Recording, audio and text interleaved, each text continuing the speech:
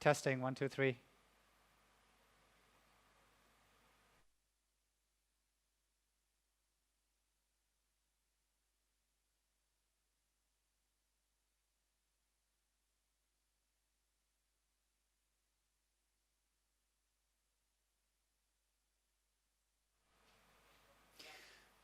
Okay, Mingala ba, everybody. Apologies for the slight technical issues, but we'll begin again. Welcome to Telenor Myanmar's annual sustainability briefing, and thank you for joining us today. Please allow me to introduce myself. My name is Min Thu, and I lead the Business Sustainability and Special Projects team here at Telenor Myanmar, and I'll be the host for today's event. Before starting the session, I would like to briefly explain the agenda and introduce our speakers. So our program will have two parts. We will first present an update on our sustainability efforts and focus areas, the challenges we face, and how we are working through them. We will then follow up with Q&A. So the speakers for today's event are Jon Armen Revhag, our CEO, Hans Martin Henriksen, our Chief Corporate Affairs Officer, Selina Lompold, our Chief People Officer, myself and my teammate, Kempie Wondara, from our Corporate Responsibility and Supply Chain Sustainability team. So during the briefing, all speakers will present in English, but we have arranged for interpretations based on your preference. So please switch the interpretation channel as you wish from either English or Myanmar language. If you're attending from a web browser, you'll see an option to switch the interpretation channel within your browser. If you're attending from the Zoom app, your app should be updated to the latest version to see the interpretation channel. During the Q&A session, I would like to request all of you to please raise your hand in the app or web browser, and our co-host will unmute you so you can ask your questions. Please be mindful that we will not be taking any questions via the chat box during the Q&A session. Now I would like to start today's program with Telenor Myanmar's CEO. Over to you, please. Jon Armen, to start today's briefing. Thank you, Min Thu. And welcome, everyone.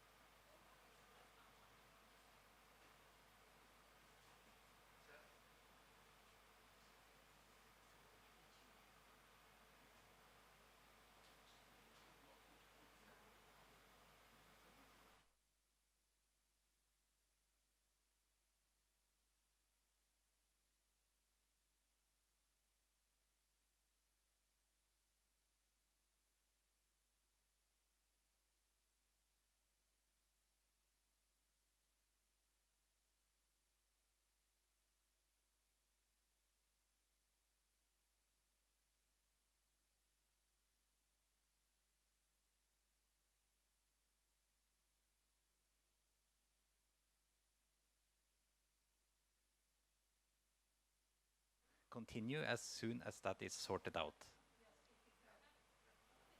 Okay, we are good to go? Okay. Then, thank you, Min Thu, and welcome everybody.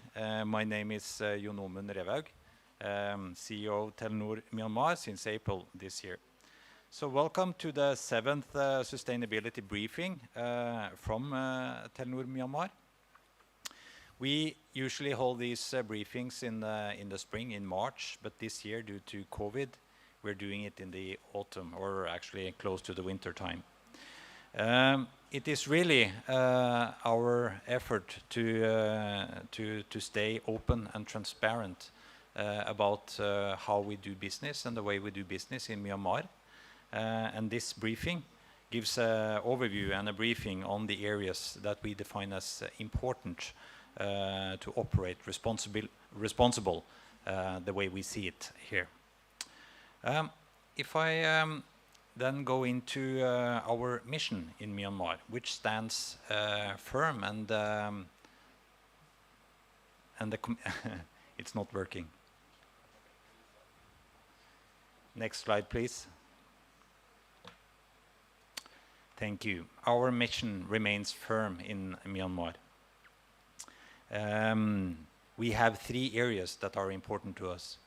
We provide mobile connectivity to everyone in Myanmar, regardless of where they live, where they work, or how they travel around. And I think through that, we really develop people and the industry ecosystem across the nation. And we build our business, what we call Telenor Way. We base our processes and business performance on global standards. And we will touch a lot on several of these standards through the session here with you today. Next slide, please. The business. Since last briefing, we have seen quite a lot of development in our industry at large, also within Myanmar and for Telenor specifically. The COVID-19 has, of course, impacted customers, our employees, and the society at large. And we'll expand on that through the day today. But if I look at three main areas of where I think Telenor Myanmar are really, empowering society in our business in Myanmar. First of all, through connectivity itself. We have now established our infrastructure across more than 8,900 towers. We have the broadest reach across the nation.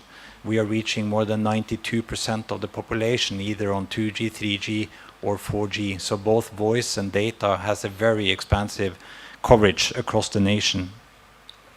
The network speed and the capacity is vital for us, and it's part of our commitment to how we build in Myanmar. Daily, we reach more than 17 million customers that are using our services on our connection. And we see that we are the first in 5 of 7 mobile experience categories.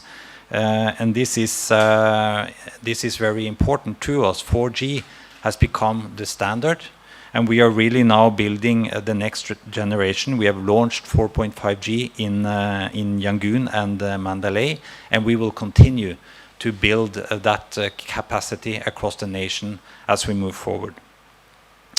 From an economic perspective, Telenor has invested more than $3.3 billion since inception in Myanmar and up to date. This is vital, of course, and brings a lot of value to the country and to the society. And we also pay a significant tax to the society, more than 500 billion chats in tax contribution over the years. So we have been the #1 taxpayer in Myanmar for many years, and we are lastly announced as the top taxpayer for 2020 in August 2020 this year. So this is an important contribution to the country at large. Empowerment is key to how we operate. And empowerment is also about applying the same standards and rights to all parts and all parts of our supply chain. We have, for example, implemented what we call ABC. It's an agreement for responsible business conduct for all our suppliers.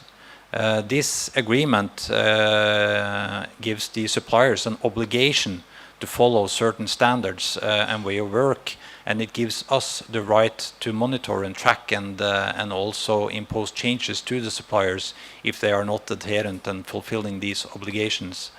And over the years, we have provided more than 39,000 checks and inspections in the supply chain to secure that these obligations are fulfilled. Furthermore, digitization of society requires new skills to be built. And we employ that also on our own employees. So we have an internal program where we are requiring our staff to educate themselves. We have what we call 40-hour challenge. So all employees are required to actually take 40 hours of training per year. We are superseding that quite substantially. And in 2019, each of our employees actually reported 62 hours of training. The point here is that we are enabling for training, learning, and updating the skill set of our employees through the year. We also have a social impact program that is really that has reached now more than 1 million people across the country since inception. This addresses digital literacy, mobile health, and disaster relief programs that we are running on an annual basis. So in sum, our efforts in Myanmar really helps to drive inclusion, growth, and empowerment of society. We also strive to reduce inequalities. Next slide, please.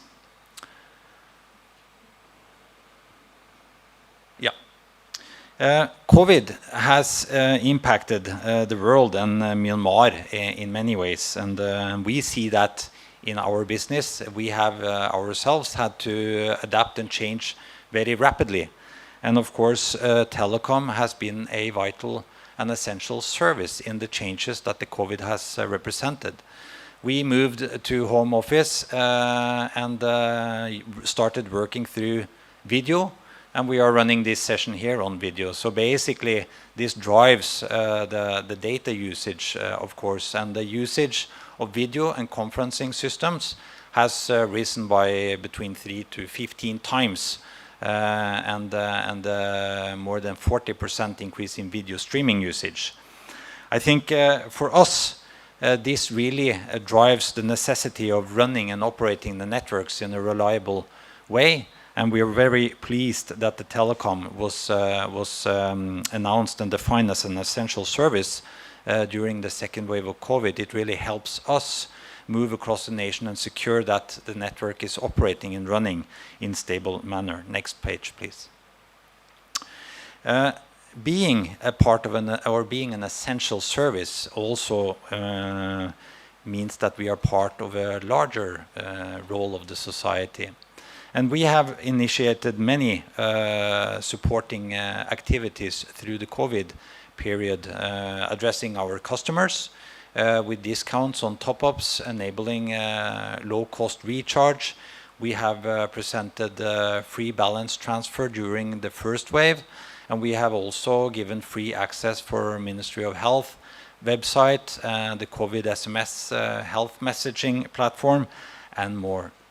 We also support society larger by providing hospital care or medical equipment to the hospitals. So we reached out and basically asked for what the basic needs were and procured and delivered hospital medical equipment to hospitals across. More than $100,000 worth.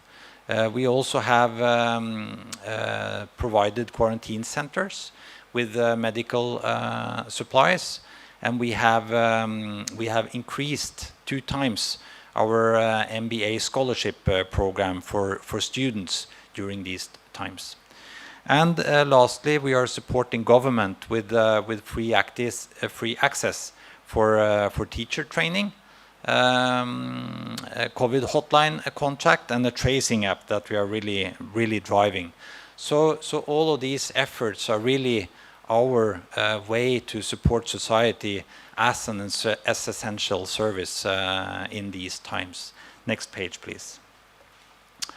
As we then move forward, the COVID will hopefully, by not too far, pass, and there will come different vaccines and means to come into a more new normal. And we believe that telecom is part of the recovery, and Telenor definitely sees ourselves as part of that contribution.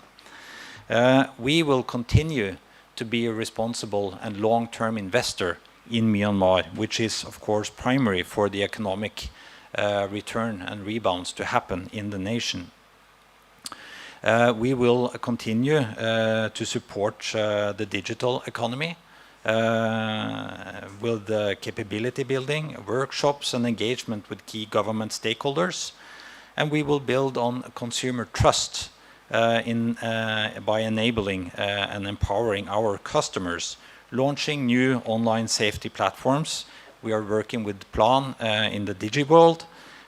We will continue to do capacity building with the MMCert, and we will continue to advocate for cybersecurity law, which is in line with international standards.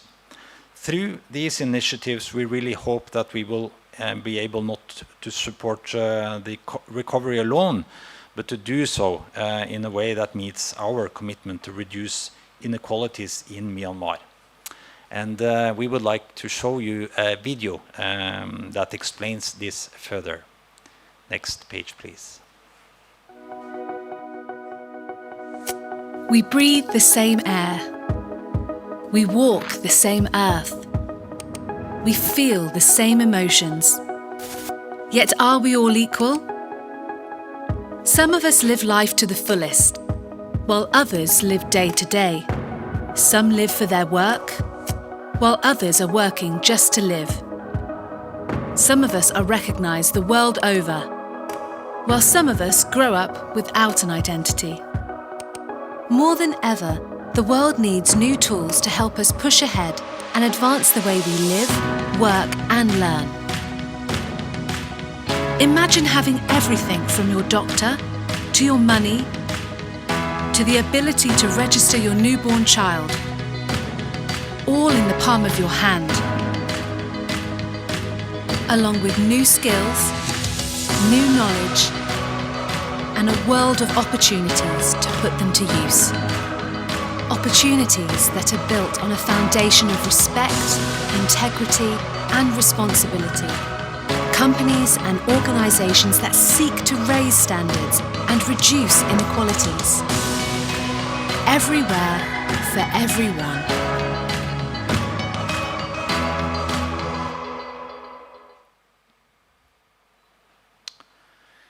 Telenor is committed to the UN Sustainable Development Goals, and we are focusing particularly on the number 10, the reduce inequalities.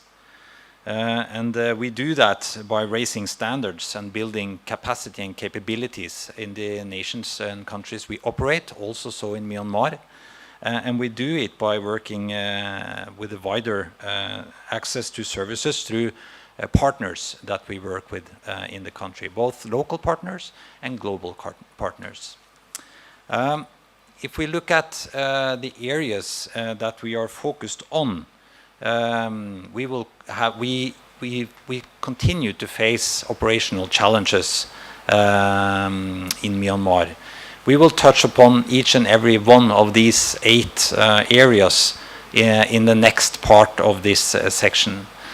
Raising supply chain standards is important to us. We have a special focus on improving road safety. We have a special focus on solving energy challenges with the clean energy initiative that we are running. We also work with the legal and regulatory frameworks and anti-corruption work. We are engaged in protecting human rights, and we work with partnerships to raise our own standards in the nation, such as UNICEF and Plan that we have here. And this is basically a way for us to really help empower the people in Myanmar by reducing inequalities the way we see it. So let me start with an update on some key challenges that we have faced. So there are 4 primary areas that we are focused on. First and foremost, anti-corruption.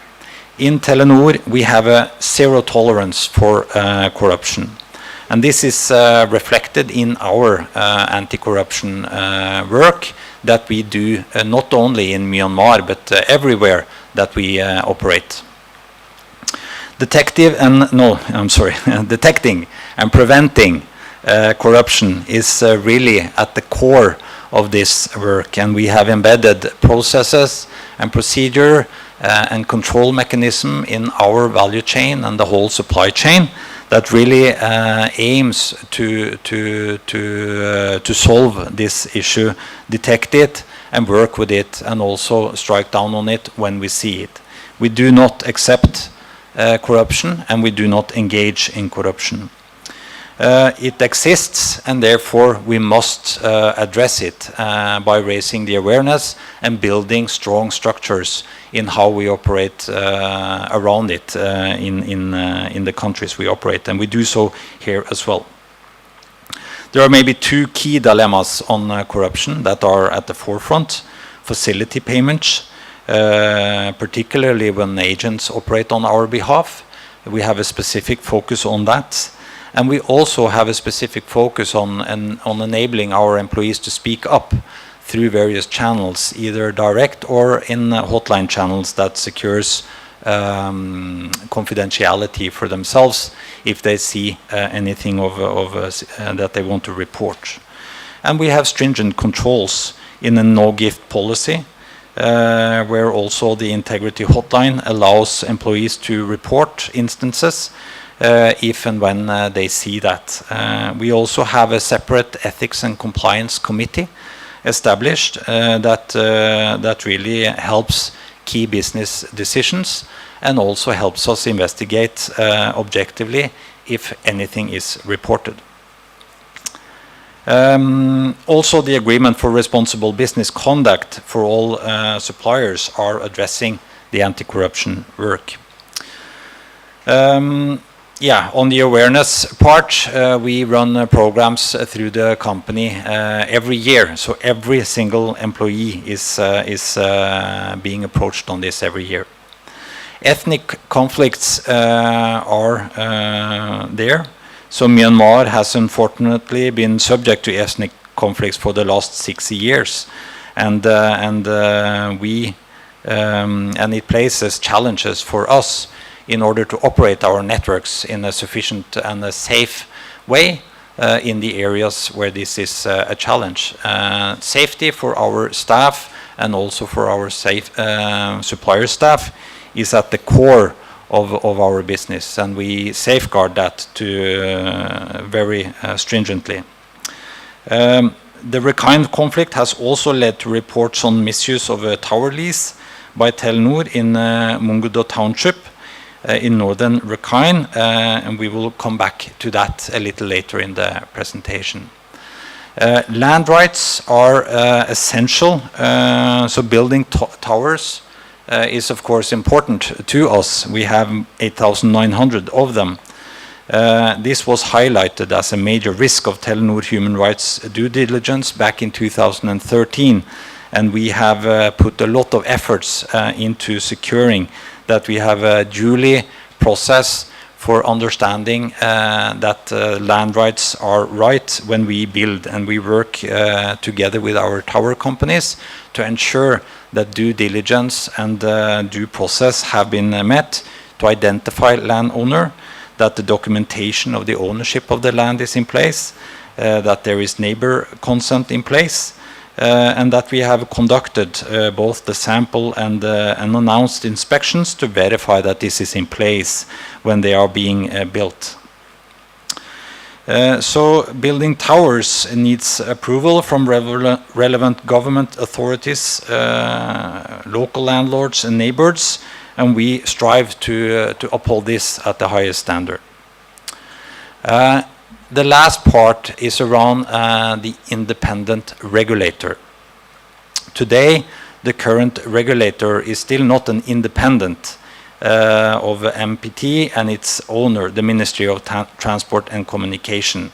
This was the assumption and the mandate at the end of 2015 in the telecom law. So this do create a conflict of interest that may distort free and fair competition in the country, and this is still a concern to us. The Myanmar Communication Commission Law, or the MCC law, now in drafting stages with new mobile operators entered the market in 2018, and we are following up on that. We truly hope that a true independent regulator will better support free and fair competition and that the MCC law will be enacted and implemented in the very near future to achieve this aim. So on this, I now invite Hans Martin, our head of corporate affairs, to outline how we work to raise the standards through our vast supply chain. In the meantime, I invite you to watch a video to set the scene.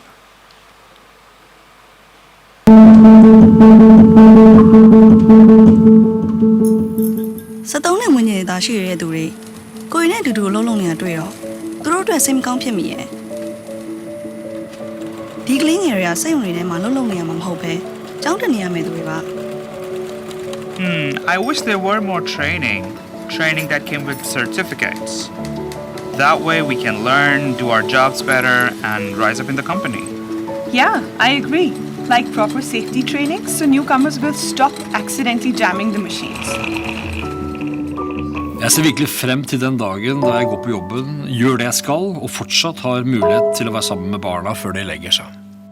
Our business runs through many cultures, each with its own challenges and opportunities. At Telenor, we're committed to understanding local work contexts while setting internationally recognized standards of sustainability, health and safety for our employees and across our supply chain.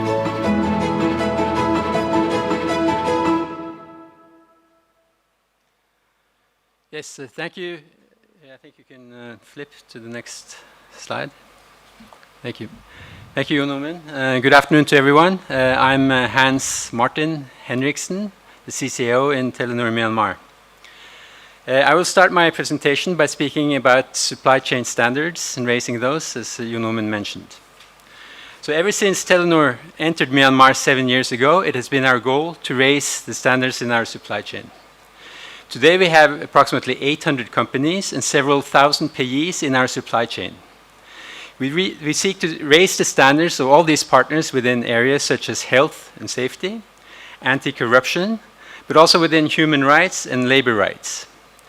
We do this to ensure the safety, well-being and ethical treatment of all those who work with Telenor in all our operations around the world. The starting point for this process is that we conduct a partner due diligence and risk assessment for all our potential suppliers. We do this to check if there have been breaches in their standards in the past. All suppliers are thereafter required to sign an agreement on responsible business conduct, as Jon Oomen mentioned, the ABC. And this agreement holds suppliers to our supply principles. We then train the suppliers and monitor and follow up with inspections. 100% of our Tier 1 suppliers have signed and onboarded in this process. From 2014 to date, as Jon Oomen mentioned, we have made some 15,000 inspections on our own hand, 24,000 by our vendors, so in total 39,000 inspections have been done. And what we have seen from 2014 is that the major findings that poses risk to life have fallen significantly to quite low levels. And for child labor, there are 0 findings now from 2017. We believe that this is due to 3 things. Firstly, a better understanding of our standards by all our suppliers and sub-suppliers. Secondly, better monitoring and enforcement by Telenor and our inspection team. And thirdly, the fact that our tower rollout also nears completion now, so less building of towers. We do, however, see that fatalities have happened and do happen in our business. Our ambition is that no one should lose their life while working for Telenor. Unfortunately, we have seen 3 cases of fatalities in tower construction back in 2014 and 2015, and 2 cases of traffic accidents in 2018 and 19, which we will come back to on how we are mitigating in the later part of the presentation. Recently, we have also had an unfortunate death of a vendor employee that died in a flash flood while on duty.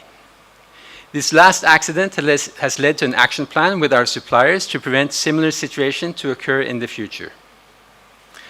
I will now hand over to my colleague Min, who will go through the details of inspection findings. So Min, please. Thank you very much, Hans Martin. So as our operation matures, our inspections continue to identify 3 broad categories of findings, which have caused or could cause fatalities and injuries, or are serious breaches of labor rights. The first of those is helmet non-compliance. So our field sales force sells SIM cards and top-ups on motorbikes outside of Yangon. And despite the activities, mitigation activities we've taken since November 2018, we still see, unfortunately, a substantial proportion of them not wearing helmets. We do see over time that there is increased compliance as a result of sort of more focused mitigating actions on our part, and we'll cover that later in the presentation. But our aim is to really have no cases of non-compliance in 2021. Our research indicates that the main cause on why this happens is that there's general social acceptance. So this is a phenomenon that's not unique to Myanmar. This is a phenomenon that is present in quite a lot of ASEAN countries and also other developing countries. And this most commonly happens outside major cities. This social acceptance is compounded by a lack of state enforcement. We've also received some feedback, actually, that wearing these helmets can be quite uncomfortable, especially during the hot season, or can disrupt hairstyles. So we'll discuss how we're dealing with these root causes later on in the presentation. The second broad area of findings are related to labor law non-compliance. These issues are mainly seen in our distributors, who are local SMEs operating with as little as 5 employees or less. So examples of this non-compliance include not signing the 14-page employment contracts that are mandated by the Labor Office, or the distributors not deducting or paying Social Security from employees' own salary, withholding of original ID documents as a condition for employment, and others. So according to our experience, the root causes of this are a lack of understanding by our SME suppliers on the complexities of Myanmar's labor law, as well as maybe some of the requirements of this labor law not fitting well with the business nature of these SMEs. We also note that state enforcement of these labor laws could also be improved.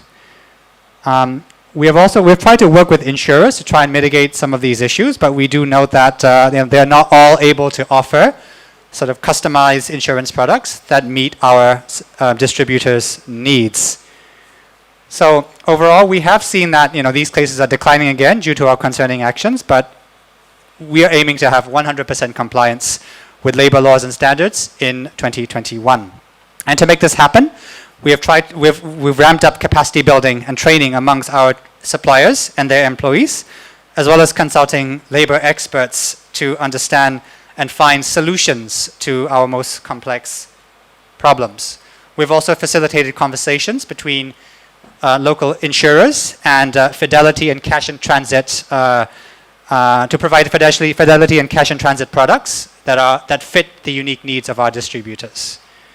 The third area of findings relate to tower site safety. So this ranges from relatively minor issues such as expired fire extinguishers, leakage of fuel, or incomplete signage, to much more serious issues such as gates and fences being damaged with exposed electrical points or open diesel generators that are within a child's reach.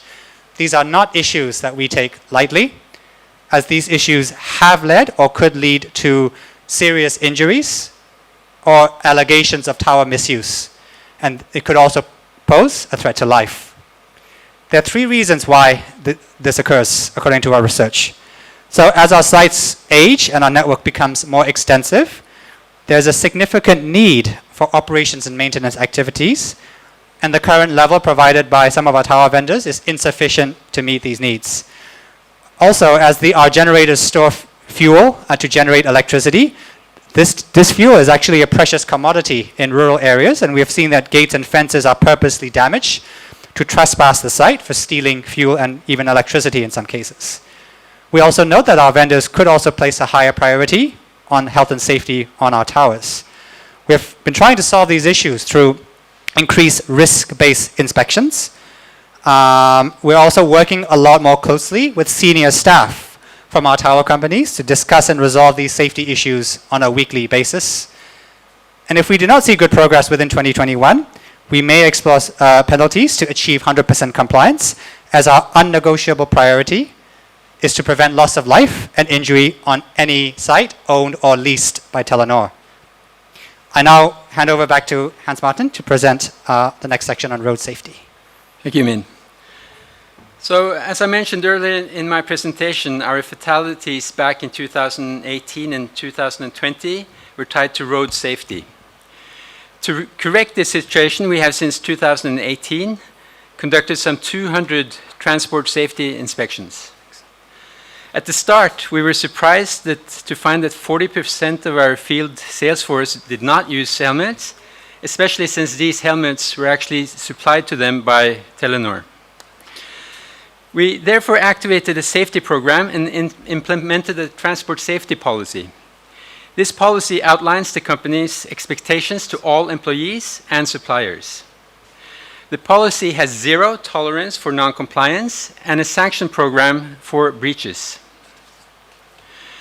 Breaches are penalized financially, and after 3 offenses, dismissal. This may sound harsh, but we found that it's required to create a safety culture that actually saves lives in our organization. We also reinforce this policy by providing transport safety training and retraining. To date, 300 field employees and 2,000 suppliers have been trained. Through all these activities, our helmet compliance is up from 60% to now 82%. Our goal is to reach 100% in the not so distant future. And as Min said, we believe the root cause to lack of traffic safety culture is found in social acceptance, lack of enforcement, and also the physical discomfort from carrying a helmet that he mentioned. Going forward, we will address these factors through consultations with the National Road Safety Council. And we are also exploring new technologies within GPS and Internet of Things that can track driver behavior.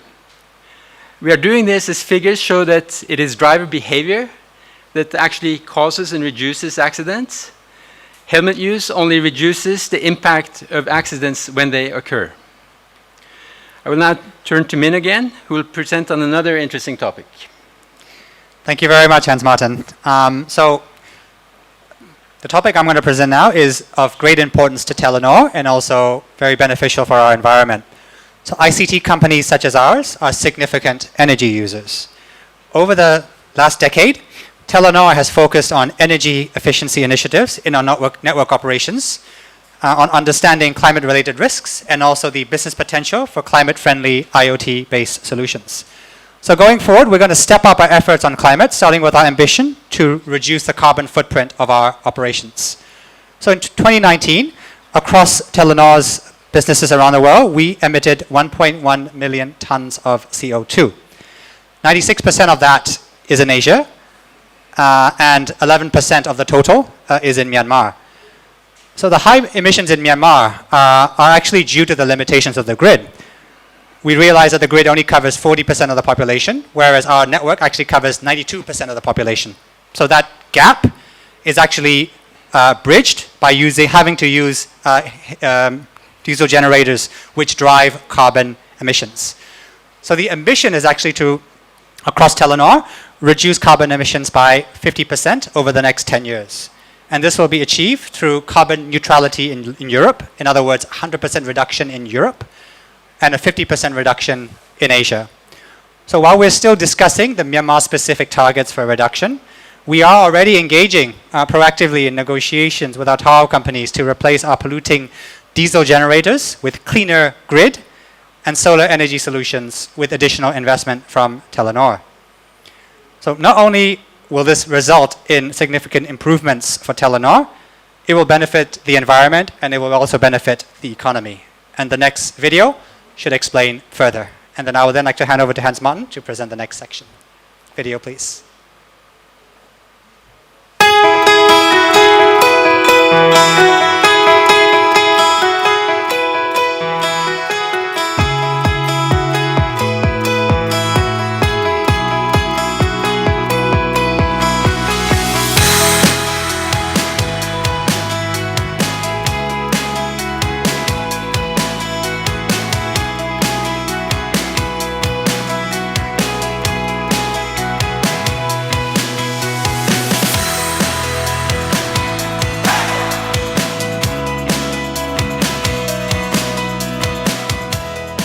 Minglaba, we all know in Myanmar, having the commercial power, especially in the rural areas, is a big challenge.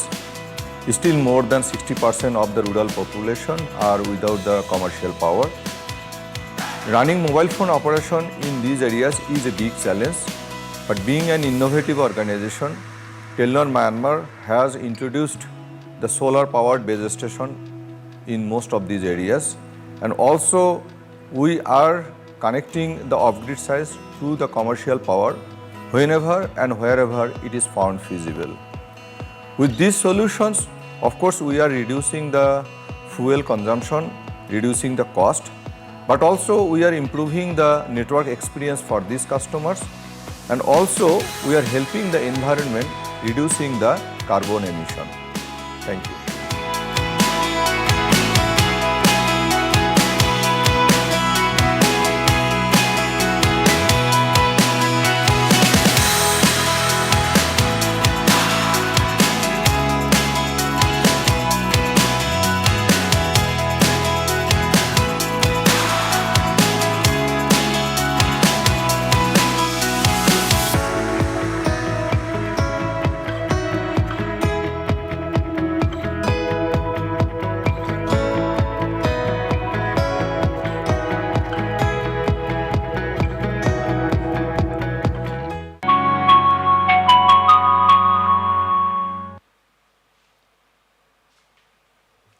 So we're now shifting subjects, going into human rights. Telenor is committed to respecting human rights as set out in the UN Guiding Principles, the OECD Guidelines, Children's Rights and Business Principles, and the UN Global Compact Principles. These are all the UN Bill of Human Rights. The mentioned principles, along with our policies, our code of conduct, our supplier conduct principles, and our visions and values, provide us with a common approach as to how we treat each other, how we serve our customers, run our business, and what we believe is our role in the societies that we serve. As stated by Jon Oomen, Telenor's mission in Myanmar is to provide mobile, internet access to everyone without discrimination, and as per our license commitments. Before entering Myanmar in 2014, Telenor commissioned a thorough human rights impact assessment. This was part of the due diligence to identify risk that we may face while implementing our mission in the country. We continue to work with the risks identified and have taken many steps to further improve our processes and follow-up. Whenever we encounter human rights challenges, we consult with local and international civil society organizations, UN organizations and experts, as well as local stakeholders and right holders that may be impacted. One example of this is our team of state liaison officers, we call them SLOs, who have conducted stakeholder consultations since 2014. These are done on a regular basis in all ethnic states, particularly in conflict zones. Since 2014, our SLO teams have conducted 6,000 stakeholder engagement meetings all over the country, covering nearly 85,000 community members. We have also provided widespread training internationally on human rights and how it affects our core functions within the organization. To date, we have trained all 200 senior managers within Telenor Myanmar with expectation that human rights awareness is cascaded through the organization by doing this. We will continue to hold such trainings on a regular basis going forward. However, for Telenor Myanmar, 2019 and 2020 has been the most challenging from a human rights perspective. Min will take us through the details of these human rights challenges. Please, Min. Thank you very much, Hans Martin. So as a principle, Telenor believes in the potential of emerging technologies while maintaining a firm dedication to data protection and the protection of the universal human rights of freedom of expression and privacy. However, as a licensed operator in Myanmar, the government of Myanmar has legal authority to order operators to implement authority requests. And so far we've received 4 types, and I'll go over each briefly. The first is personal data requests. So the telecom law gives the union government the right to request the digital footprint of customers while protecting the basic rights of the citizens of Myanmar. It is Telenor's interpretation of the telecom law that releasing this digital footprint requires a court order. But as an interim arrangement, pending clear legislation on this area, we require that all requests for releasing confidential customer information is sent from the police to our telecom regulator, PTD, for their consent, as well as a release from our obligations under our license together with supporting documentation. Independent of approval from PTD, we perform our own assessment of each case before deciding to release the requested information. And a fundamental document in making this decision is the first incident report, which demonstrates that the case has been registered with a magistrate.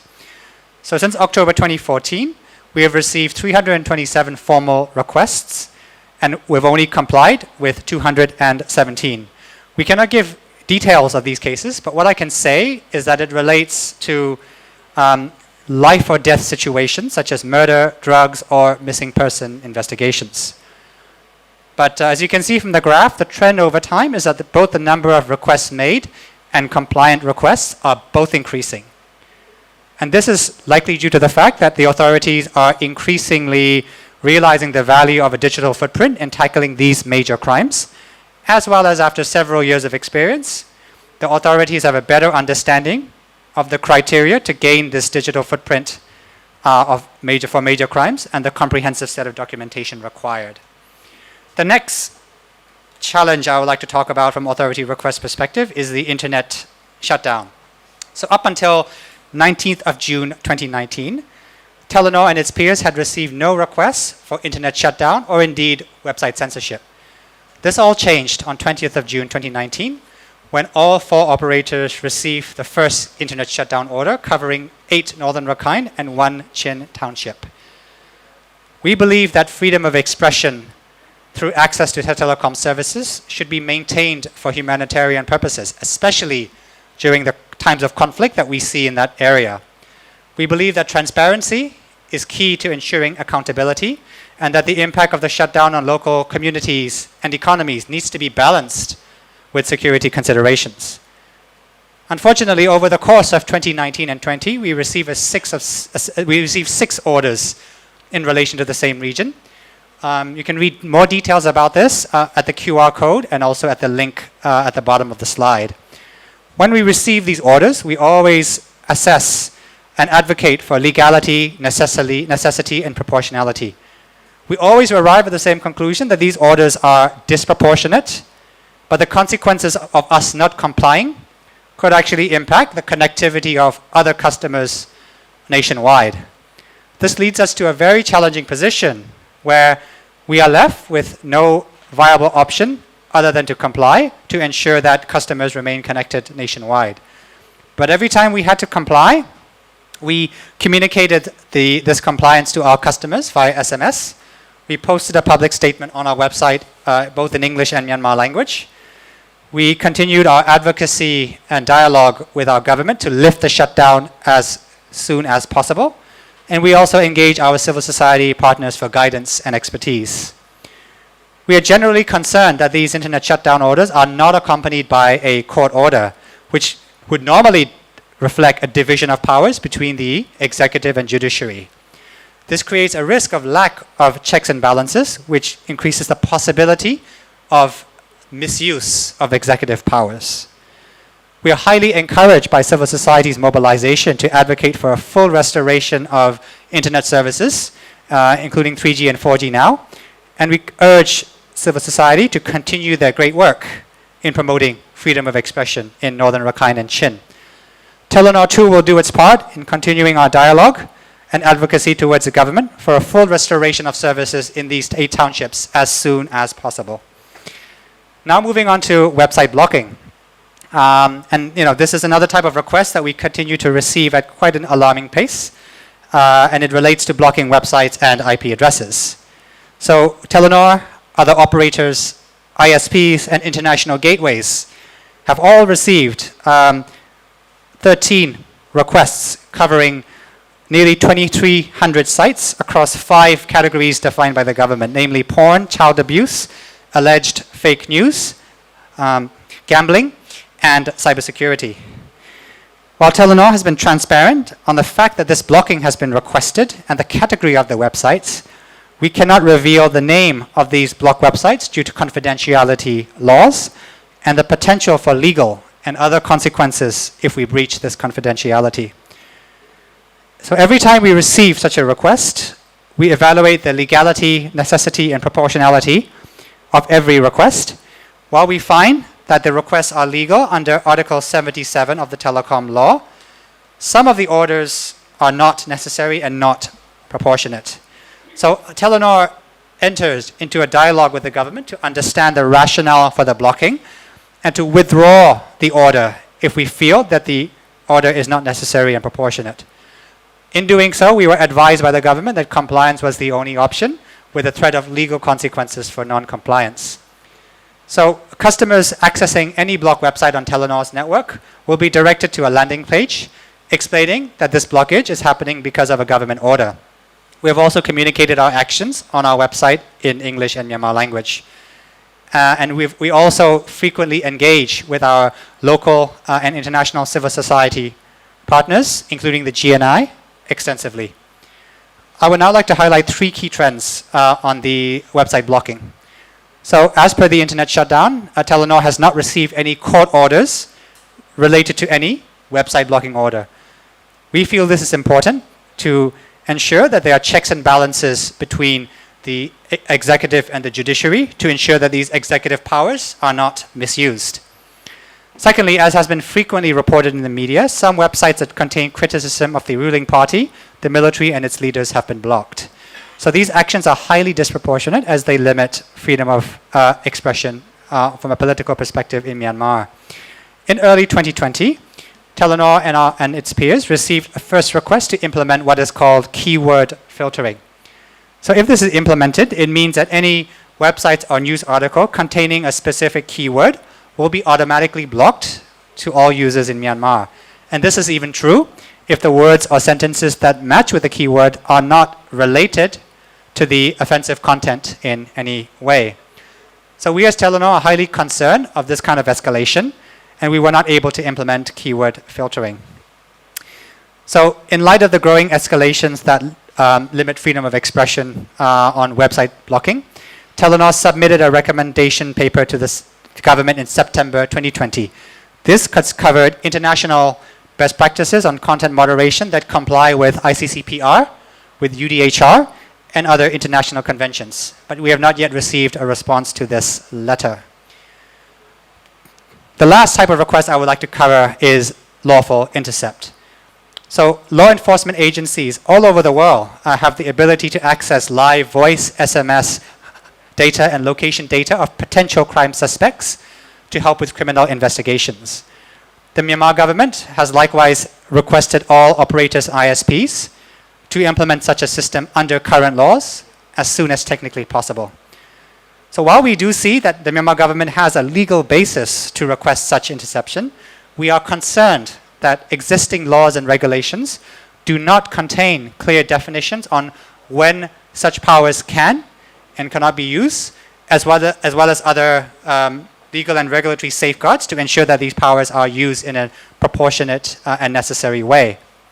Furthermore, as the government plans to directly access each operator and ISP systems without case-by-case approval, we feel that this creates an opportunity for misuse that may breach our customers' human rights. So in summary, we have a responsibility as Telenor to protect the privacy, freedom of expression, and security of our customers. However, the current legal and regulatory framework makes it very challenging for us to live up to our responsibility. We have repeatedly advocated, and we continue to advocate, for clearly defined laws and regulations in line with international human rights standards in conversations with government, in capacity building workshops, in industry-wide roundtable discussions, as well as in consultations to laws. We initially believed that the legal framework for authority requests in line with international human rights principles would be contained in the cybersecurity law. We were concerned to learn recently that authority requests will not be included in this law, and therefore the only remaining option for us in legally protecting our customers' rights is in clarifying or modifying existing laws. And we look forward to continuing to work with all interested parties, including the government, in building a rights-respecting legal and regulatory framework in the coming months and years. I now hand over to Hans Martin to talk about our next human rights issue. Thank you, Min. So we're now moving over to SIM registration. The SIM registration directive that only allows max 2 SIM cards per operator per ID card. Firstly, I think we should be aware that mandatory SIM card registration is a quite common practice around the world. Roughly 150 out of 200 countries has this requirement. In Myanmar, it became a requirement in 2014. While the reason for SIM registration may be focused on national security, it can also aid development of a digital economy, especially for secure mobile money and banking transactions. However, without a national database against which ID cards can be verified, control and authentication is very difficult. Doing this in the right way also requires inclusion, so that anyone, regardless of religion or race, should be able to get a SIM card.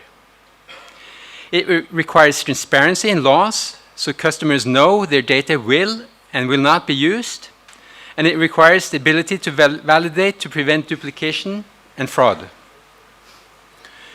Few of these conditions were met when the most recent SIM registration directive was implemented in Myanmar in February 2020. According to the 2014 census, 27% of the population did not have an ID at that time. Prior to February 2020, 9 types of IDs were accepted. But maybe more importantly, village or ward recommendations letters were accepted to register SIM for those without IDs. After February 2020, these recommendations letters were no longer accepted, making it challenging to register for those without IDs. To minimize the impact on the directive on our customers, Telenor rapidly mobilized resources to ensure as many customers as possible could be registered before the deadline. We provided several options for customers to register their SIMs with correct IDs. We also embarked on a national media awareness campaign, while also advocating directly and indirectly for wider acceptance of IDs to ensure that those without the required IDs were not disconnected. And this brings me to the Northern Rakhine, where the challenges of SIM registrations were amplified, with almost 1 million people subject to full internet shutdown at the time. Over 40% of those individuals did not have any form of ID according to the 2014 consensus. Over 99% of the Rohingya population in these areas did not have any form of ID according to the UN. In these areas, during a window of 25 days, we managed to get approval for acceptance of household lists, and that they should be acceptable for SIM registration. We also got approval for manual registrations via post to get around the internet shutdown. This allowed for people without ID, including Rohingya parts of populations, to register SIM even without access to the internet. We utilized this window of opportunity and immediately sent SMSs to the affected populations, informing them of the changes in the regulations. And we rapidly sought the assistance of the Center for Social Inclusion, who had resources already positioned in the internet shutdown area. Over the next 25 days, CSI volunteers went door to door in the villages and customer to customer in the cities in order to register as many customers as possible.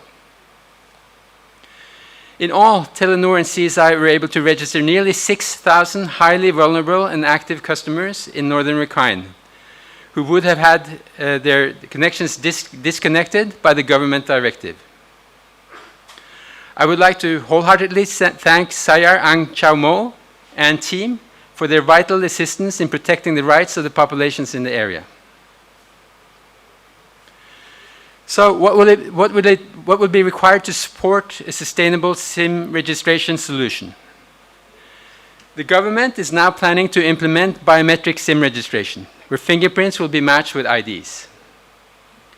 But we believe biometric SIM registration would be challenging and costly exercise for Myanmar to embark on without four things being in place. Firstly, inclusive access to SIM cards. It is vital for freedom of expression that those with and without IDs are able to access telecom services. For those without IDs, allowances need to be made to ensure that they get IDs as quickly as possible and not be disconnected without alternative remedies being available. Secondly, rights to privacy should be enshrined in law, with customers being aware of the data that will be captured, how their data will and will not be used, and by whom. It is important that such laws are well enforced and that breaches of such laws are dealt with in line with rule of law. Thirdly, world-class database security is necessary to safeguard that no customer details are compromised and data breaches are resolved promptly. And finally, there needs to be an ability to validate ID cards against the national ID database. This in order to avoid duplication of IDs. I will now change the subject, and you can shift the slide, please. And this is about the tower issue that John Norman also mentioned in his initial presentation. And this is another human rights dilemma faced by us in the reported misuse of a tower of one of our vendors by the Myanmar military during the Rakhine crisis in August 2017. The tower is located in a village in the Mangdao township in Rakhine. The misuse was highlighted by the Caladan Press Network report in November 2018. A representative of a group of refugees in Cox's Bazar called the CSJA submitted a complaint related to Telenor to the national contact point of the OECD in Norway in December 2019. The complaint alleges that firstly, Telenor failed to conduct ongoing due diligence for responsible business conduct in accordance with the OECD guidelines. Secondly, that Telenor's reactions to the matter was not consistent with the guidelines once it was made aware. And thirdly, questions to Telenor's role in the internet shutdown in northern Rakhine. We understand that the aim of the complainants is to have the issues raised in the complaint thoroughly examined by the Norwegian NCP. The complainants do not seek financial compensation. In our response to the complaint, we state the following. Telenor is deeply concerned by the alleged crimes. As soon as we learned about the allegations, we requested investigation with third-party oversight into the alleged incidents to the authorities in writing and in person. We tried to request a meeting with the Ministry of Home Affairs through the Norwegian Embassy, but to date, this has been unsuccessful. We repeated our request for an official investigation to the MOTC in January 2020, but have yet to receive a response. Secondly, Telenor is fully committed to complying with OECD guidelines and NCP process, and we will provide any required information in a timely and transparent manner until the process concludes. Thirdly, in relation to the complaint, we highlight that maintaining ordinary infrastructure for civilian use is not an activity that causes or contributes to adverse impact. The alleged military use of civil infrastructure is completely unauthorized. All Telenor towers are unmanned, but are fenced off to prevent unauthorized entry. However, neither fences nor security guards could or would stop unauthorized entry by force, particularly during a time of armed conflict with the Tatmadaw. Fourthly, Telenor conducts rigorous due diligence and risk assessment in conflict areas. Before entering Myanmar in 2014, Telenor conducted its own due diligence and commissioned a number of third-party pre-investment due diligence processes. These covered human rights, labor rights, corruption, and environmental sustainability. The tower which the complaint concerns is owned and operated by Irrawaddy Green Towers, one of the companies selected by Telenor following Telenor's vendor due diligence process. Also, Telenor observed safety and human rights during the timeline of tower construction. The tower was erected in 2016, but was not operational until March 2018 due to conflict in the area. After becoming aware of the report regarding the incident, Telenor conducted inspections on the tower site. None of the inspections carried out subsequently reported signs of unusual activity. Nevertheless, Telenor is committed to continuous improvement and learning, and will implement the recommendations set out by the OECD to better align its processes to the guidelines. I have now covered challenges across multiple domains. We will now cover how we are promoting human rights and socio-economic development in Myanmar. I therefore invite colleague Piet Piet to go through our inspiring global partnerships. Hello, everyone. My name is Piet Piet, and I'm heading Corporate Responsibility and Supply Chain Sustainability of Telenor Myanmar. As part of our commitment to reducing inequalities, we implement projects that increase access to services and facilitate rights. One such project is the Mobile Birth and Death Registration, MBDR project. Birth registration is the first identity and first right of every child, and is the gateway to a variety of government services for children ranging from healthcare to education. However, not every child born in Myanmar has a birth certificate. UNICEF data suggests that nationally, the percentage of children having a birth certificate is around 80%, but this varies significantly by state. Nearly all children born in Yangon have a birth certificate, while the percentage in Chin, Rakhine, and Shan states are significantly lower. Universal birth registration is an ambition of the Union government. In order to facilitate this ambition, in October 2019, UNICEF and Telenor launched the MBDR project in Mon State. The project will allow all township medical officers across Mon State to register and issue certificates using a digital mobile recording system for the first time in Myanmar. The project will also serve as a pilot that will inform the national scale-up of the electronic platform, and is an example of an e-government in Myanmar. Not having to fill multiple duplicate paper forms will also increase the productivity of midwives and give them more time caring for new mothers. Today, the pilot continues in Mon State. There have been some delays due to COVID, but with the great work being done by UNICEF, the Union government, and the state government, 21,000 births and 9,000 deaths have been registered using the app. We are confident that all midwives in Mon State will be using the application in 2021. We have prepared a short video which shows digital birth registration in action and feedback from key stakeholders.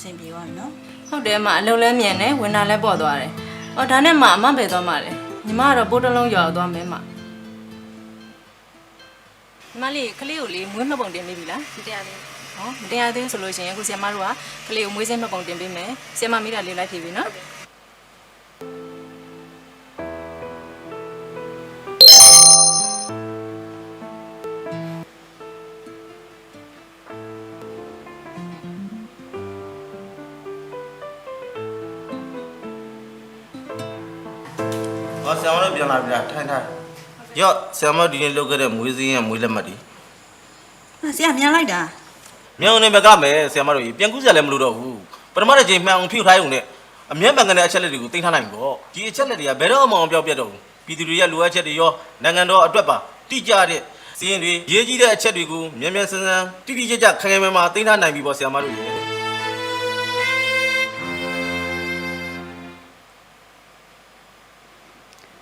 Next slide, please.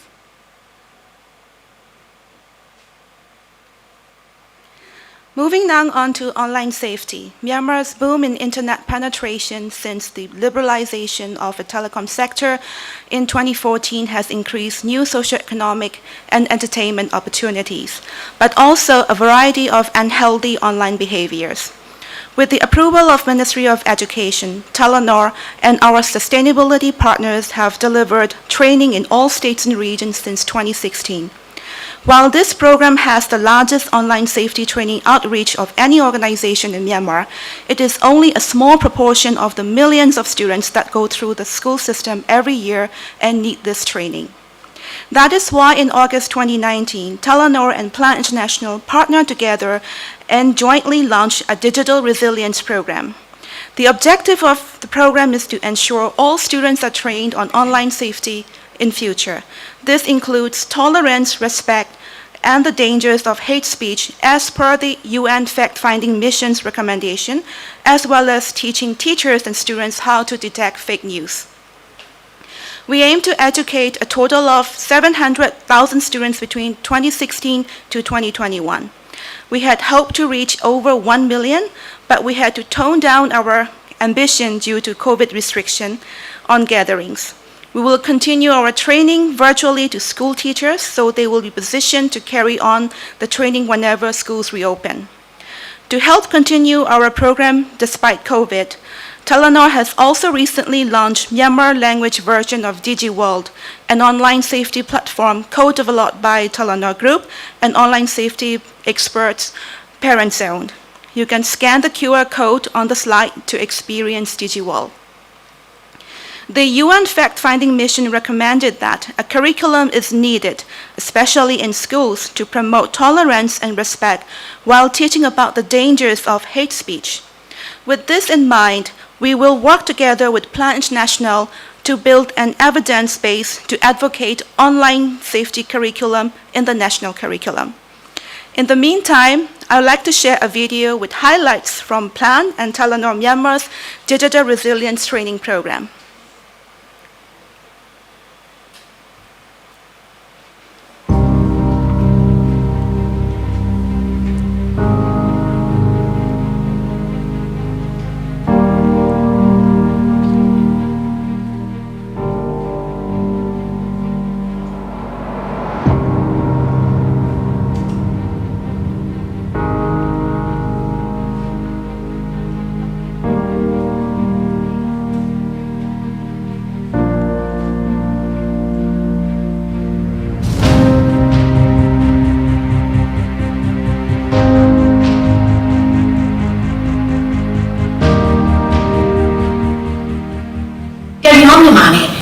International တုန်းကနေပြီးတော့ပို့ပေါင်းပြီးတော့ဒီဘေးကင်းတော်ကိုစိတ်ချတယ် internet အသုံးပြုမှုဆိုင်ရာဟောပြောပွဲတွေကိုပြုလုပ်ပြီးတဲ့အခါမှာဒီနည်းနည်းစာတွေဟာဒီလိုပို့တာတွေကိုဘယ်လိုဖြည့်ရှင်းရမလဲ report ချူရတဲ့ကိစ္စတွေပေါ့နော်ဒါတွေကိုတက်လာကြတယ်မကောင်းနဲ့ပေါ့နော်ဒီသတင်းအမှားတွေပေါ့ဒါတွေကိုသတင်းအမှားလားအမှားလားသိရှိလာနိုင်တာ As your children grow up in a new digital age and spend more time online, it becomes increasingly important to teach them how to use the internet safely and productively as they transition to become successful adults. Under our joint online safety initiative, Plan International and Telenor are very excited to be working together with the Ministry of Education on curriculum integration for long-term impact and sustainability in Myanmar. ကျွန်တော်တို့ဒီဘေးကင်းလုံခြုံပြီးတော့မှစံခံပြီးတော့မှနိုင်ငံရေးဖြစ်နိုင်အောင်ကျွန်တော်တို့ဒီလိုအပ်တဲ့အသိပညာတွေကိုကျွန်တော်တို့ education တွေကိုကျွန်တော်တို့ကဆောင်ရွက်ပြီးတယ်ဆိုရင်သူတို့တွေရဲ့ဒီမှာနှစ်ပါးကိုပြန်ပြီးတော့ညှဝေမယ်သူတို့ရဲ့ဦးဖွားဦးလေးတော့ဒီကောင်မောင်နှမတွေပြန်ပြီးကြံ့ဝေတာဒီတနိုင်ငံလုံးပဲဖြစ်သွားမှာဖြစ်ပါတယ်။ကြောင့်မလို့ digital နည်းပညာနဲ့ဘေးကင်းတဲ့ internet စီမံကိန်းပညာရေး ဌာနအတွက်နိုင်ငံတော်အတွက်ကျွန်တော်တို့ပြည်သူတွေအတွက်ဟုတ်လားအထူးသဖြင့်လူငယ်တွေအတွက်အင်မတန်ကျွန်တော်တို့အရေးကြီးပါတယ်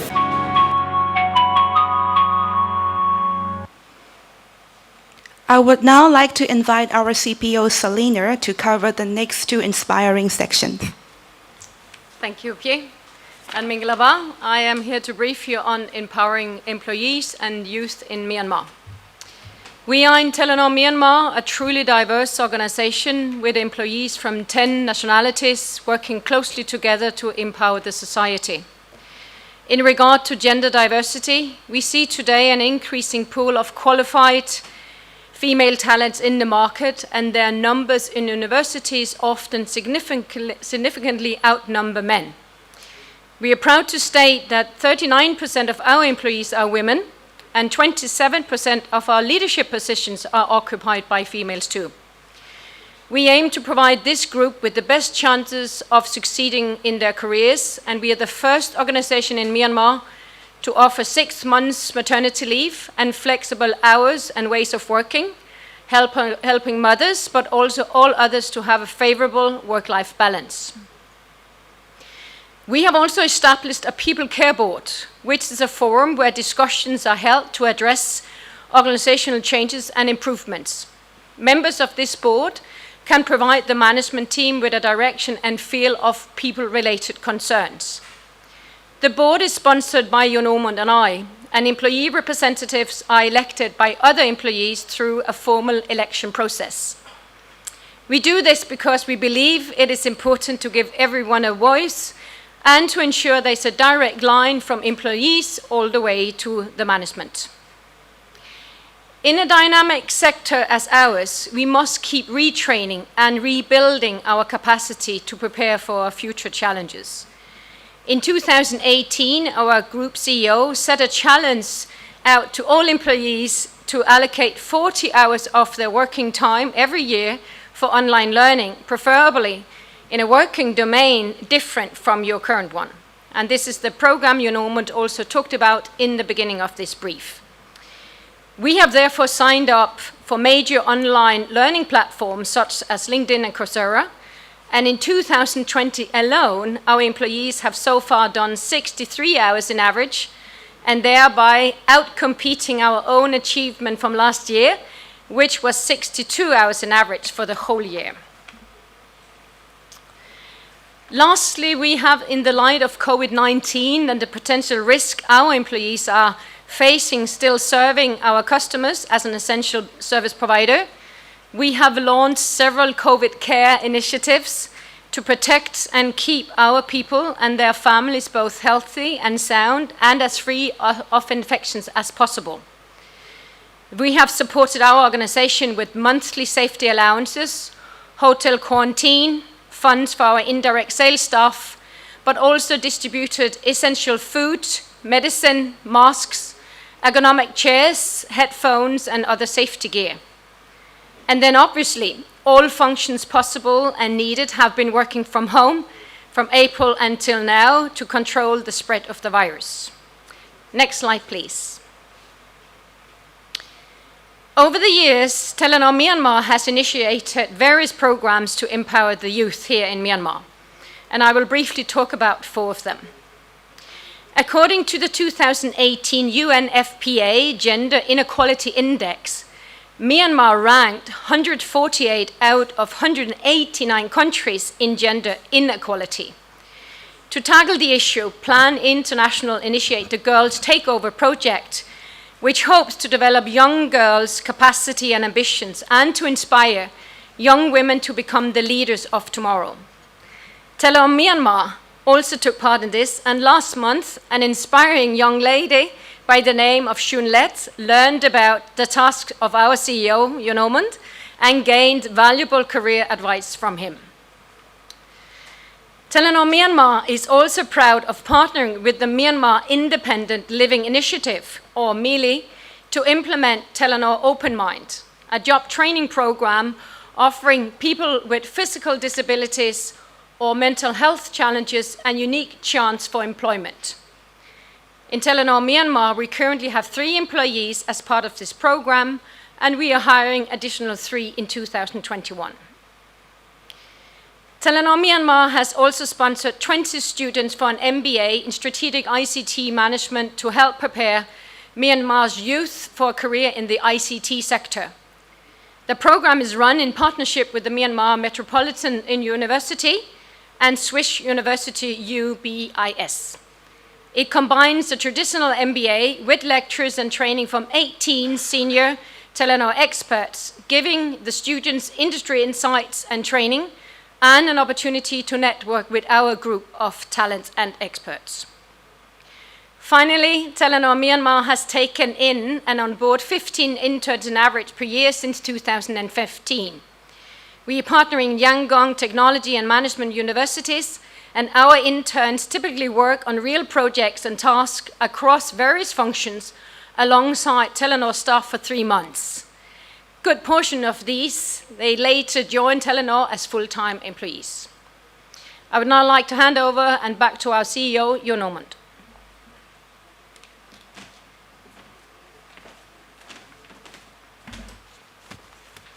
Thank you, Selina. And thank you, everybody, for the presentation. This concludes our briefing here today, and I hope you have found it informative and interesting with a broad set of items to brief and update you on. As Telenor Myanmar continue to lead Myanmar's data evolution, we do so in a responsible and a sustainable way. We truly believe that telecom is a key driver for the economic growth that is to come in Myanmar going forward after the COVID.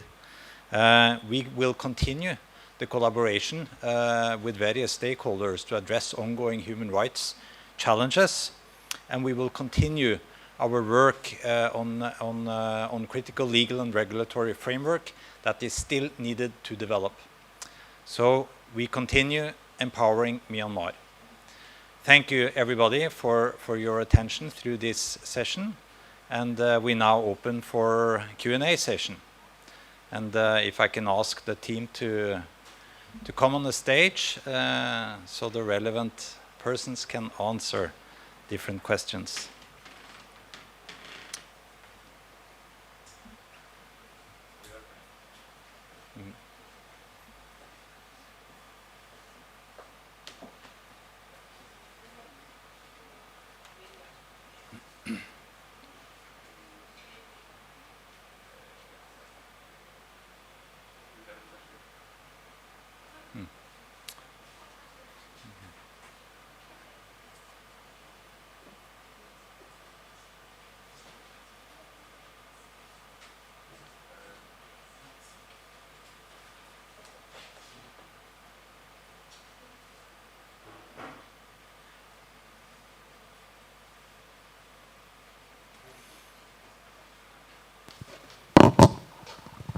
Hello?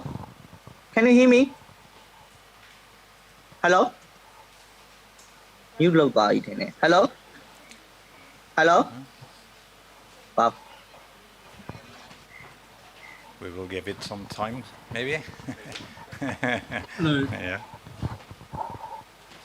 David Allen speaking. Yes.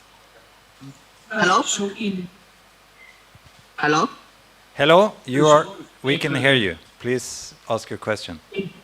in previous briefings, I've asked Telenor to assist in making information available to help assist national energy service monitoring at the tower sites. So you have this type of information.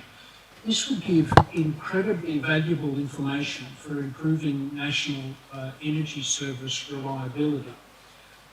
It seems that it hasn't been possible despite Telenor's earlier and initial interest in this and description that it was in fact technically feasible. So in your comments on improving climate change results and increased cleaner grid usage, these sorts of energy system improvements would greatly improve the government, and it would also assist Telenor to improve the costs. So I'd love to hear an update on that, please. So my name's David Allen. I'm representing the Energy and Poverty Research Group and also Spectrum Sustainable Development Lawyers Network. Thank you very much. Yeah, thank you for that question. And I'm actually not aware of that background. So Hans Martin, you can fill in. Hello? Yeah. Yes, hello, David. I think the same question was actually asked last year and maybe even the year before. What I can say is that we're continuously improving our grid connections on the towers.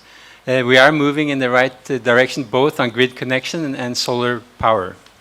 However, as you probably know after meeting with our management last year, it is a bit problematic for us to provide this kind of data because it's actually handled by our vendors, our energy vendors, and it requires quite a lot of resources to actually be able to provide this data. But we would be quite willing to meet with you again if you can set up a meeting schedule with us, and we will try to see if we can accommodate this year. Thank you. Thank you.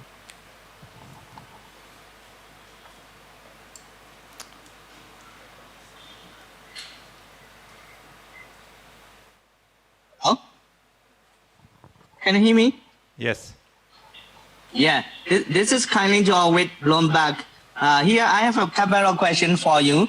Firstly, I'm really glad to hear that Telenor Myanmar has invested 3.3 billion US dollar in Myanmar.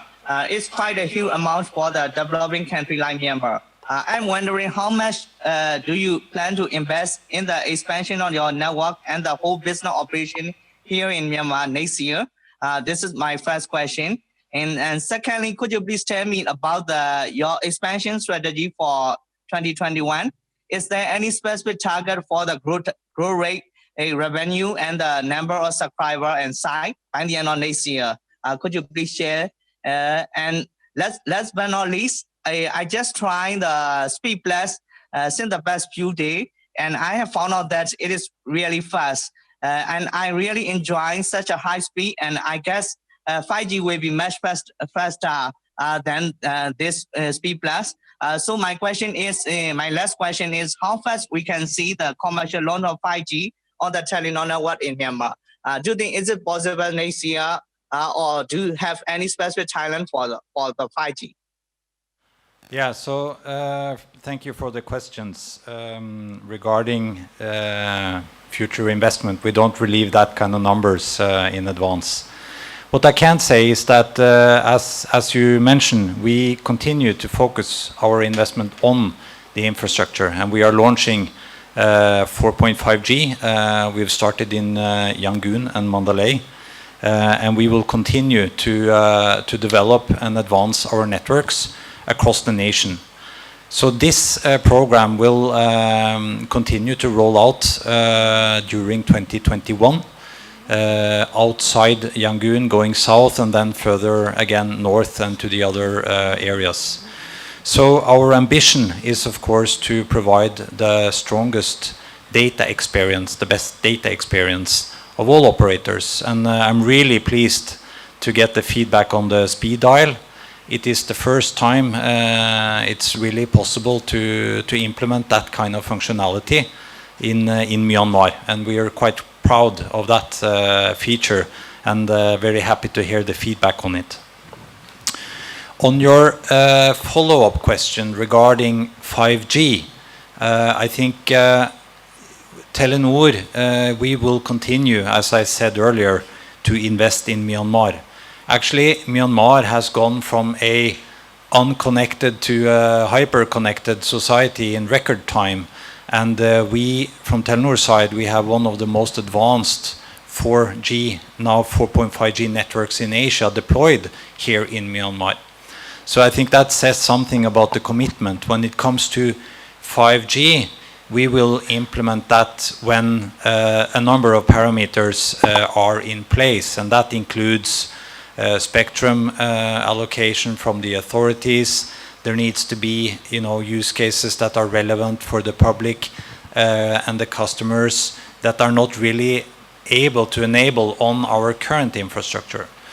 And the reason for us upgrading to 4.5G is really that this platform can deliver significant upgrade of our services, and there is a lot to do on this platform, and it is an evolvement and enabling us to evolve further towards 5G when that time comes. Thank you. Thank you very much for your answer. Could you please?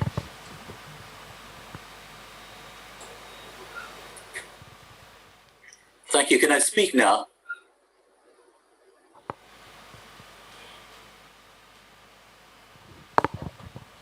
Hello?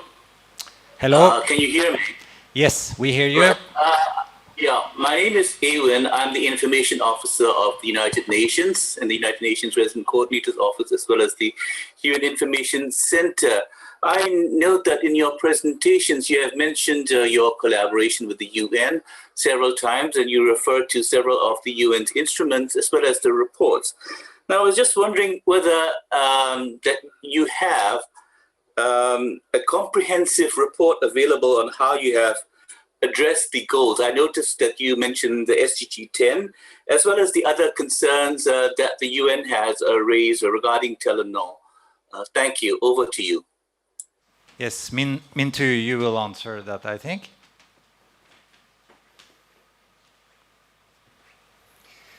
Yep, happy to.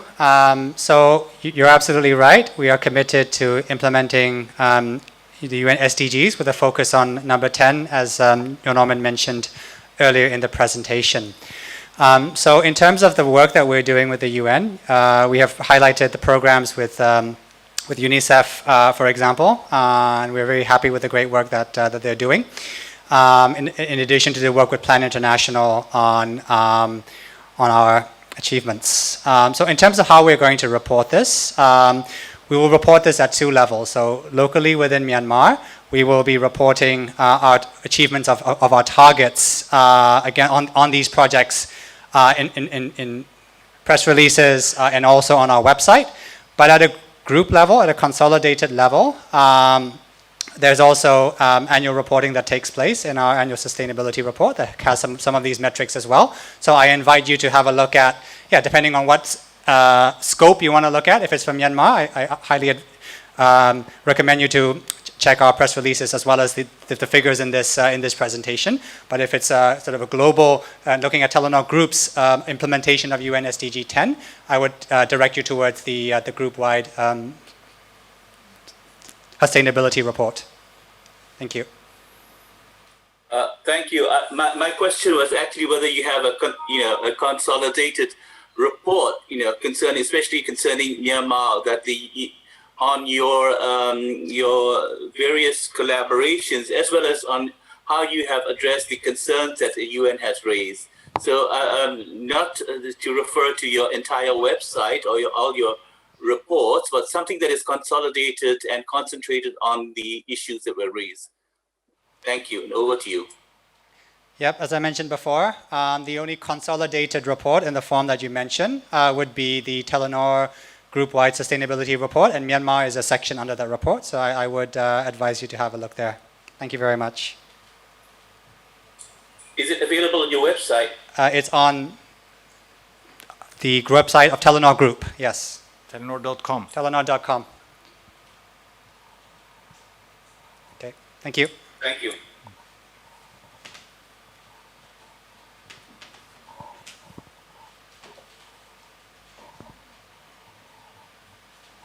Hello, my name is Svetlana Zenz. I'm representing Myanmar Center for Responsible Business, lead on digital rights here. Thank you very much for presentations and very valuable information. However, I would like to ask the question more on things which are not really in place right now. There was mentioned a couple of times during presentations the personal data. Could you please tell more details, like which metrics are you using to measure proper personal data security within Telenor infrastructure? I mean, not mentioning the courses for your staff, for Telenor staff, but maybe something else on top of that. Thank you very much. And one more question, if we have time, and if it's possible to mention something on WebShield. I know it's a new one, thing with Telenor, but is it going to help the personal data protection in this case? Thank you. I can start and then you, Hans Martin. But first, I would just like to say that cybersecurity and security of our infrastructure is of the utmost important to us, and it's very high on our agenda. We're building a robust architecture on the IT systems that enables us to control the data and be in control of what information that is accessible and not. And we also build firewalls and quite comprehensive architecture with respect to cybercrime and you know, outsiders' ability to hack our networks. So that is very strong, and we are leaning also on the Telenor Group when it comes to building the capability for a safe and reliable connectivity and an architecture that is safeguarding our networks and our customers' data. And then maybe more on the WebShield and for you, Hans Martin.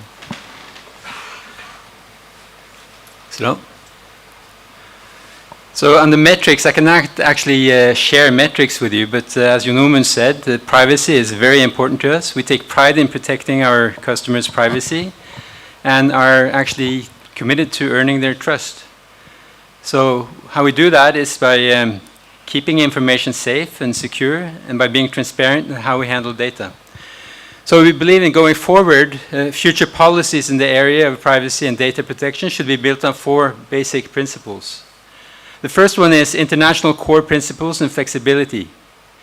The laws should be built on international core principles of data protection and with an application that is flexible enough to inhibit the adoption of new technologies.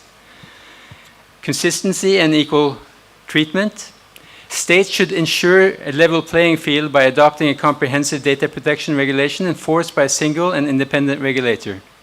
Thirdly, there needs to be international interoperability. Data protection regimes in different countries should be interoperable to minimize barriers to transfer of data. And finally, checks and balances. Authority requests should be made only with a valid legal basis and subject to strong oversight. Service providers should be free to be transparent towards civil society and media about authority requests. But I also suggest that if you have further questions on this, Svetlana, you can contact us and we can try to answer any direct questions in bilateral meetings. So thank you.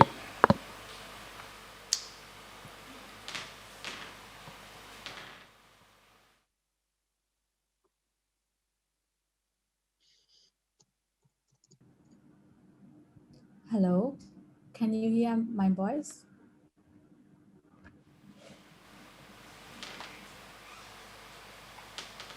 Hello. Yeah, please ask your question. We heard you. Okay. I am Monique Kai, working in a domestic education development group. Currently, our project is working in Shan State. Due to COVID-19, our project has put a lot to online services. As you know, Shan is also one of the areas that is hard to reach. However, the connectivity in southern Shan State is very poor. They cannot access our services. So my question is, will Telenor improve the connectivity in southern Shan State in coming years? Thank you. What I can say is that we want to be present nationwide. We do, however, monitor the security situation also nationwide, and there are limitations to part of the country that we cannot build right now, and even areas where we have built, but where we are limited in our maintenance of the operations of the network, also pertaining to the security at that place. So we continue and work in liaison with all the states actually to understand and evaluate risk and make our decisions based on our understanding and evaluation of the risk. Any more to add there, Hans Martin? No. Thank you.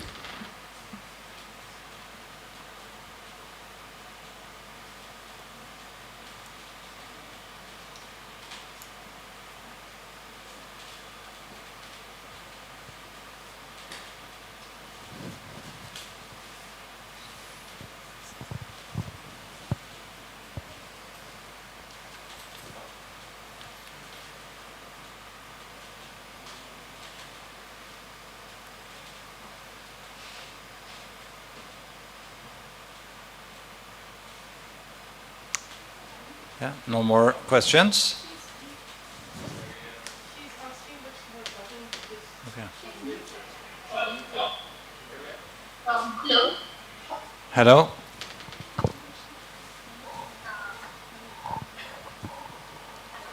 I have a question. Yeah. So, my name is Hai Tai Ang from Vido. I have two questions. One is on the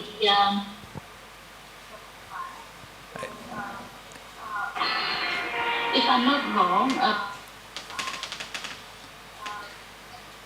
You are fading quite a lot. I'm actually not able to hear you. hello, hello, Hello, now I can hear you. hello. Yes, hello.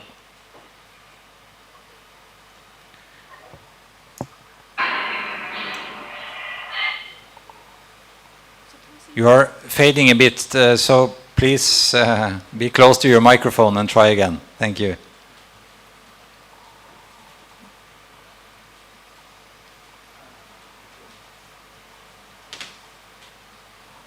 Hi, this is Heather. Till the time my other friend can fix her mic, maybe I can ask a question in this time. Yes. I'm Heather from Plan International. It's really great to see the involvement of Telenor Group in social development agenda and your interest in online safety, birth registration, as well as girls takeover. This is great initiative. My question is, next year, do you think you would expand your interest in such social development interventions? And do you feel that you would be willing to expand your supply chains to be more social responsive in some ways? Thank you. Well, I can say that we will continue to have focus on our social responsibility and also included into our supply chain, but maybe you want to expand on the more direct to the programs. Hello. Yes, I think the answer to that is that we continuously evaluate opportunities that come. If we see opportunities that sort of fulfill our plans and commitments, we will take them up. So that's the short answer. So if you have proposals, you should come with them. Thank you.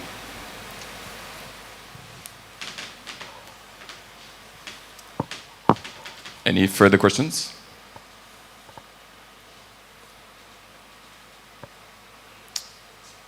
Then. Okay. If there are no further questions, I guess. We have one more coming. Yes. Okay.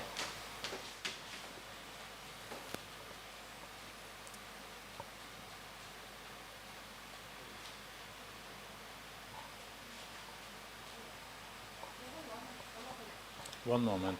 Okay. We have one that is trying to come through. Okay. So when ready, please state your name and affiliation, and then ask the question, please.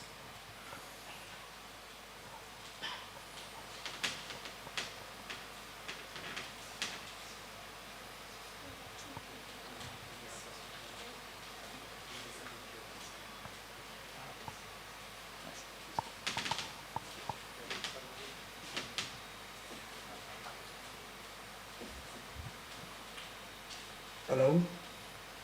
Hello. Hi, this is Neil May from Mido, and I'm asking the question on behalf of Tai Tai, who is experiencing a bit of difficulties for speaking. So my question is, according to the Universal Service Fund, which is dedicated to serve the underserved areas, and as Telenor, do you have any specific plans to expand your network to the underserved areas? And is there anything specific with the Universal Service Fund you are doing? And that's one question. And another one is we have heard that the government is trying to do a biometric system, a database system. And what is the participation of Telenor in that? And what is there any security or privacy concerns about the biometric data center from Telenor? Thank you. So on the Universal Service Fund, I think the arrangement there is that all the operators, they pay a certain amount into this Universal Service Fund. It's based on their revenues, so they pay in a certain percentage. The application of that Universal Service Fund is actually out of the operator's hands. It is administered by the MOTC in a committee in the MOTC, and it's MOTC who actually chooses then the areas that will qualify for use of this USF funds.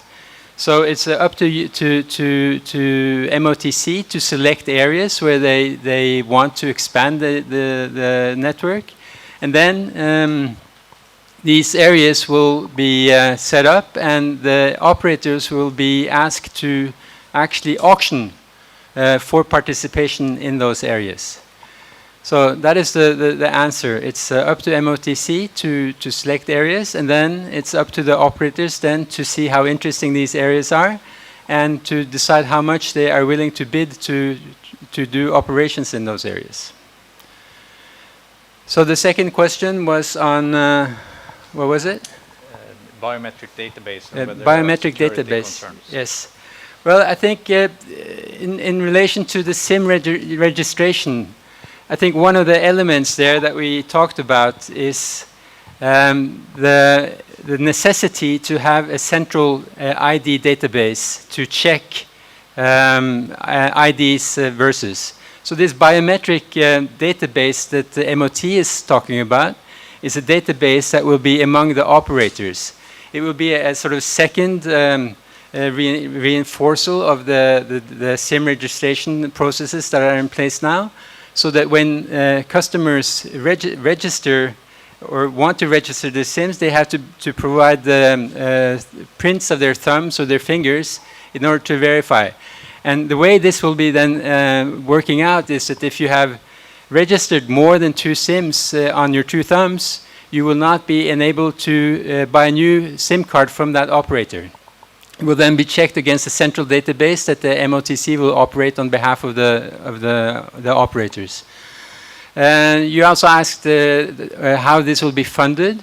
As per now, I don't think there's a decision on how to fund it. There could be different options, but I'm not at liberty to sort of speak about those options now.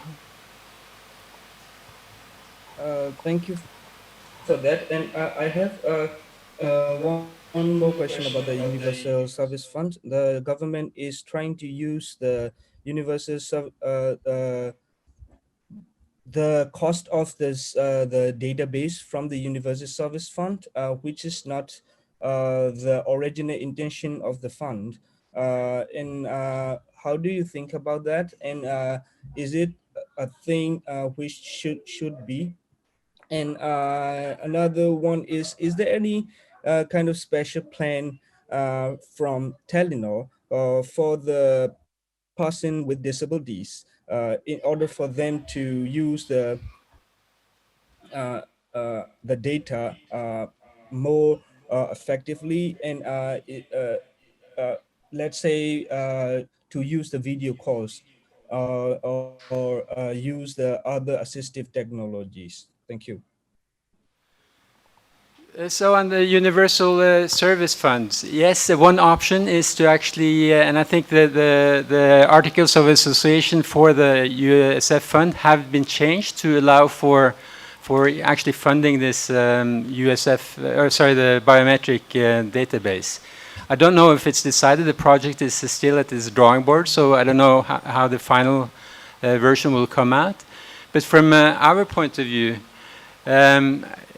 of course, we signed up on the USF fund, but all the operators who are contributing to this USF fund have also agreed that it is possible to change these articles. So basically, if the contributors to this universal fund also have agreed to use the USF fund for the biometric, from our side, it should be in order. It should be remembered that in case this fund is not used, the operators will, the government will probably come back to the operators to ask for them to fund it. So that is the situation. I don't think we have any plans to launch anything for people with disabilities. Selina, do you have any response to that? So I think the plan, as I mentioned in the brief, is to continue operating and cooperating with Mealy. So through that work, we are looking into at least hiring 3 more candidates for Mealy next year.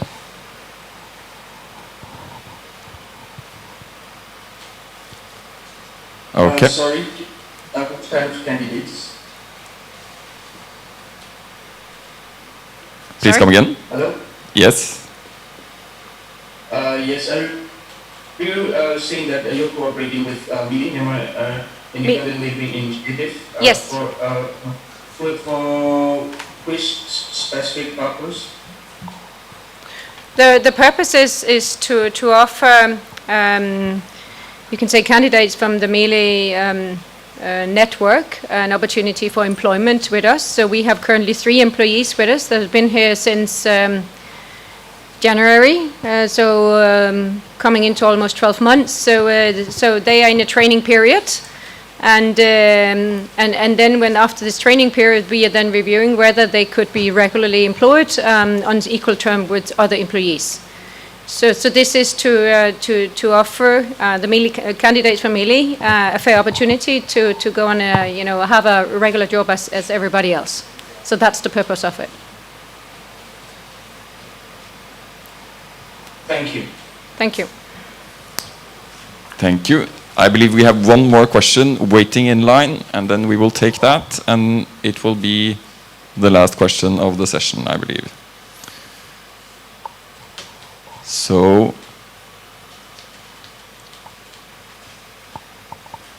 please state your name and affiliation. Yeah, please.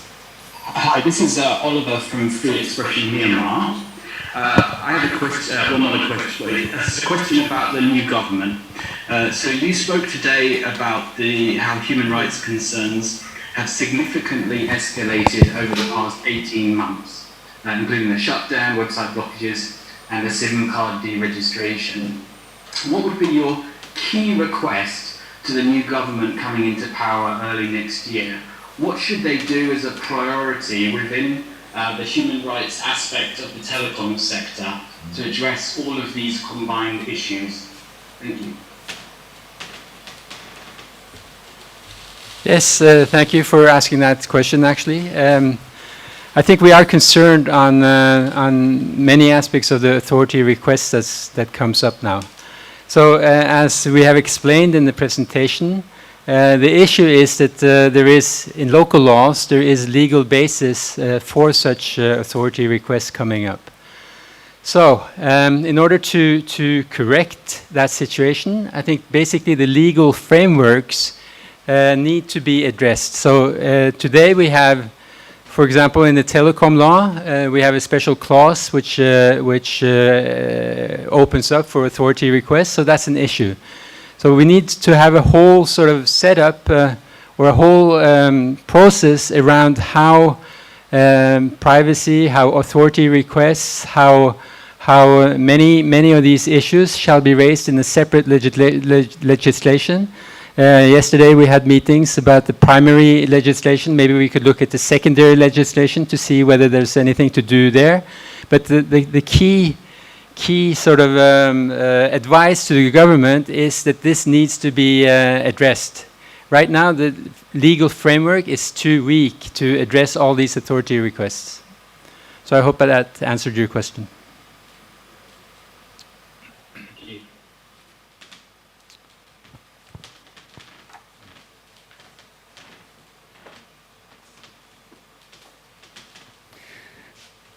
Okay, so thank you everyone for attending this meeting, this briefing, and also for your questions.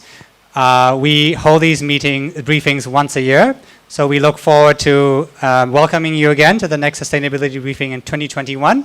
And until then, please stay safe, and until next time. Thank you very much for attending. Thank you. Thank you all.